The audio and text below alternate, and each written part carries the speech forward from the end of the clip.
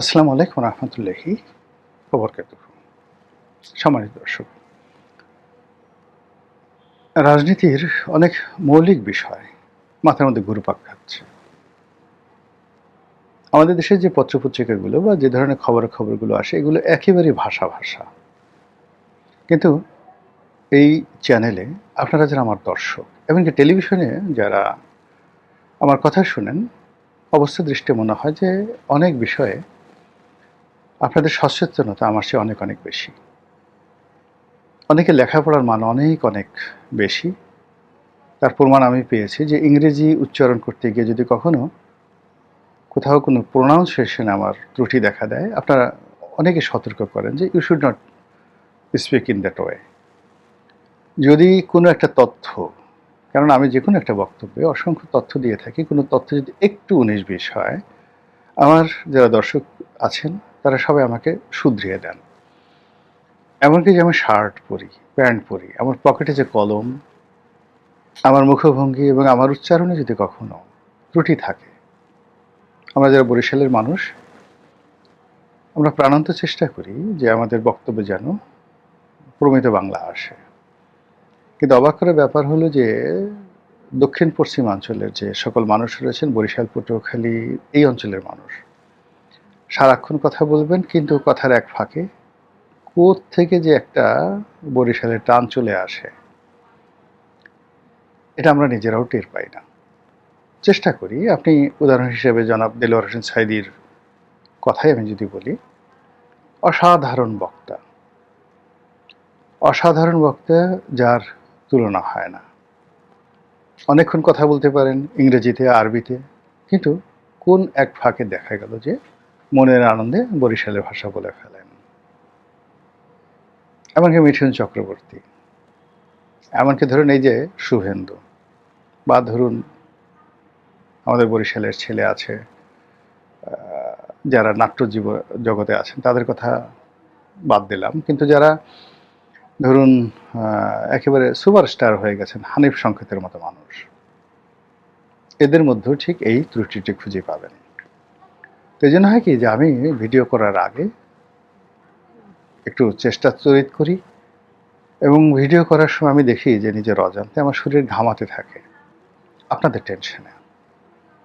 এবং সবসময় ডেইলি এই যে ভিডিওগুলো করি, সবসময় চিন্তা করি যে নতুন কিছু দিতে না পারলে, নতুন কিছু কথা না বললে আমার যারা দর্শক তারা কেন আমাকে শুনবেন, কোনো অবস্থাতেই শুনবেন। আর এখন মানে কারো বক্তব্য শোনা তো সহজ বিষয় নয়। এর পেছনে ইন্টারনেট রয়েছে, এর পেছনে সময় রয়েছে, মূল্যবান সময় রয়েছে। তো কাজে এখানে মৌলিক কোনো কিছু না বললে মানুষ কেন শুনবেন? তো আজকে যে বিষয়টি নিয়ে আলোচনা করবো সেটা একেবারে মৌলিক, এবং এটা নিয়ে ইতিপূর্বে কেউ আলোচনা করেনি, আমিও চিন্তা করিনি। আজকে হঠাৎ করে আমার একটা চিন্তা এলো। সেটা হলো, চিন্তা করুন যে একইভাবে সরকার পরিবর্তন হয়েছে পাকিস্তানে, বাংলাদেশে, শ্রীলঙ্কাতে এবং নেপালে এবং মালদ্বীপে। তো মালদ্বীপের বিষয়টা আলাদা, কিন্তু আমরা এই কয়টি দেশ অর্থাৎ বাংলাদেশ, পাকিস্তান, শ্রীলঙ্কা এবং যাকে বলা হয় নেপাল নিয়ে আলোচনা করি। কীভাবে হয়েছে? এখানে পাকিস্তানের সামরিক কু হয়েছে এবং রাজনৈতিক কু হয়েছে।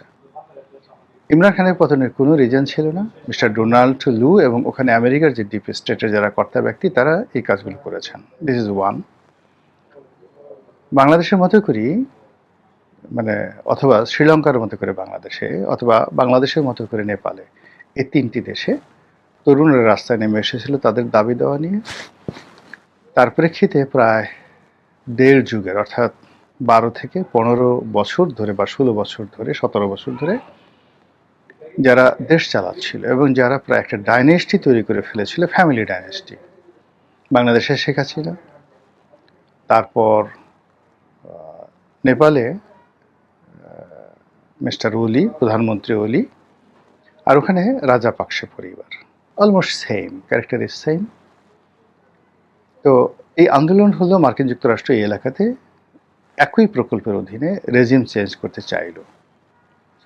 তো বাংলাদেশে যখন রেজিম চেঞ্জ হওয়ার পরে একেবারে শেষ মুহূর্তে যেটা অনিবার্য ছিল, শেখ হাসিনার পতন হবে, তিনি ধরা পড়বেন, পাবলিকের হাতে গণপিটুনি খেয়ে মারা পড়বেন, আর যাকে বলা হয়, অথবা তাকে পুলিশকে যেভাবে ফাঁসিতে লটকানো হয়েছে এভাবে তাকে মেরে গণভবনের সামনে ফাঁসিতে লটকিয়ে রাখা হবে।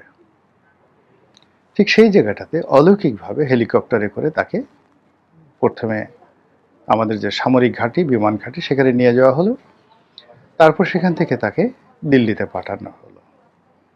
তো এই কাজটি কেন করা গেল না, এটি নিয়ে আলোচনা করবো। এবার রাজাপাকসের কথা বলি। শ্রীলঙ্কাতে তো আন্দোলনের মুখে রাজাপাকসকে সেনাবাহিনী তাদের নিজস্ব ক্যান্টনমেন্টের মধ্যে নিয়ে গেল এবং শহরের বহু দূরে আমাদের যেমন ধরুন শেখ হাসিনাকে যদি সেনাবাহিনী নিতে চাইতো, যেভাবে শিরিন শারমিন চৌধুরীকে রেখেছে, তাকেও যদি এভাবে রাখতে চাইতো বান্দরবনের কোনো গহীন অরণ্যে, কিংবা ধরুন বরিশালে, ইভেন ধরুন ঢাকা ক্যান্টনমেন্টের মধ্যে যদি রাখা হতো, কে খেয়াল রাখতো?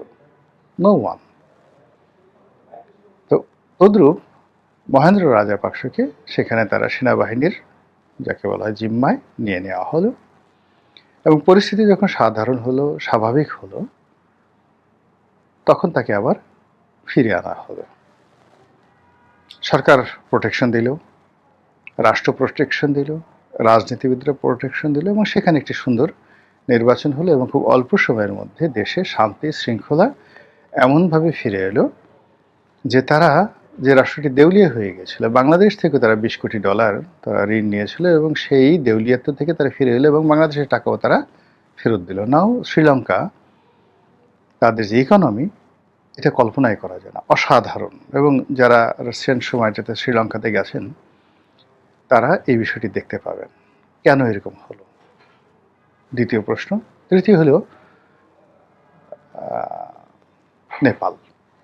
নেপালেও এরকম একই অবস্থা। আমেরিকাই রেজিম চেঞ্জ করেছে এবং এই রেজিম চেঞ্জের পেছনে আমেরিকা এবং ভারত একসাথে কাজ করেছে। কিন্তু এখানে রাজনীতিবিদ, সিভিল সোসাইটি, মিলিটারি এবং পুলিশ তারা কোনো অবস্থাতেই সাবেক প্রধানমন্ত্রী যেন অপমানিত না হন, লাঞ্ছিত না হন, সেই ব্যবস্থা প্রোটেক্ট করেছে। তাকে কোথাও পালিয়ে যেতে হয়নি, কিন্তু তাকে প্রোটেক্ট করা হয়েছে। তাকে নির্বাচনে অংশগ্রহণ করতে দেয়া হয়েছে এবং এখন যেটা নেপালের যে অবস্থা, সেটা একটা বিস্ময়কর। সেখানে একেবারে যেটা শ্রীলঙ্কাতে হয়নি, যেটি বাংলাদেশে হয়নি, যেটি ইভেন পাকিস্তান অথবা মালদ্বীপে হয়নি, ঠিক সেম কাজটি ব্যতিক্রমভাবে এবং দুনিয়ার কোথাও হয়নি। মানে যারা বিপ্লব করেছে, বিপ্লবীরা সরকার গঠন করেছে, এরকম ঘটনা আরব বসন্ত কোনো দেশে হয়নি, কিন্তু এটা যাকে বলা হয় নেপালে হয়েছে। সেখানে জেএনজিদের প্রতিনিধি হিসেবে বালেন্দ্র শাহদেব তিনি রাষ্ট্র ক্ষমতায় এসেছেন। এটা কি করে হলো, এই বিষয় নিয়ে আলোচনা করব। প্রথমত হলো যে পাকিস্তানের ইমরান খানের কথা বলি। ইমরান খানের আসলে ওইরকম ভারতের মতো কোনো কৌশলগত বন্ধু ছিল না তাকে উদ্ধার করার মতো। তিনি খুব জনপ্রিয় হয়ে পড়েছিলেন, এটা আমেরিকা পছন্দ করেনি। এর কারণ হলো আমেরিকা তাকে নিয়োগ দিয়েছিল জাস্ট লাইক ইউনুসের মতো একজন তাবেদার হিসেবে। তার কাজ ছিল সেবা করা, কিন্তু তিনি সেবা না করে জাতীয়তাবাদীর নেতা হতে চেয়েছিলেন এবং বিশ্ব মানব হওয়ার চেষ্টা করেছিলেন। ফলে ধরা খেলেন। ফলে তাকে যখন গ্রেপ্তার করা হলো, দেশে এবং দেশের ভিতরে তার কর্মী সমর্থক ছাড়া তিনি আর কাউকে পেলেন না। ফলে তাকে জেলে যেতে হলো, জাস্ট লাইক ভুট্টোর মতো। ভুট্টোর এরকম কোনো কৌশলগত বন্ধু ছিল না। শেখ হাসিনা রক্ষা পেলেন এই কারণে যে শেখ হাসিনার কৌশলগত ভারত তার বন্ধু ছিল এবং এখন পর্যন্ত আছে। কাজেই ভারতের যেখানে যদি হস্তক্ষেপ না হতো, তাহলে বাংলাদেশের পরিস্থিতি পাকিস্তানের চেয়ে খারাপ হতো। এর কারণ হলো পাকিস্তান এখনও মিলিটারি ব্যুরোক্রেসি, সিভিল ব্যুরোক্রেসি এত শক্তিশালী যে তারা যদি কাউকে উচ্ছেদ করতে চায়, ওটাও ঠেকানো যায় না। তারা যদি কাউকে প্রোটেক্ট করতে চায়, সেখানে জনগণের কোনো সাধ্য নেই তাদের সেই প্রোটেকশন থেকে ছিনিয়ে নিয়ে কাউকে হত্যা করা। এগুলো বাংলাদেশের অবস্থা। নেপাল, তারপরে শ্রীলঙ্কা এবং মালদ্বীপ, এখানে যা কিছু ঘটেছে এর পিছনে হলো যে এর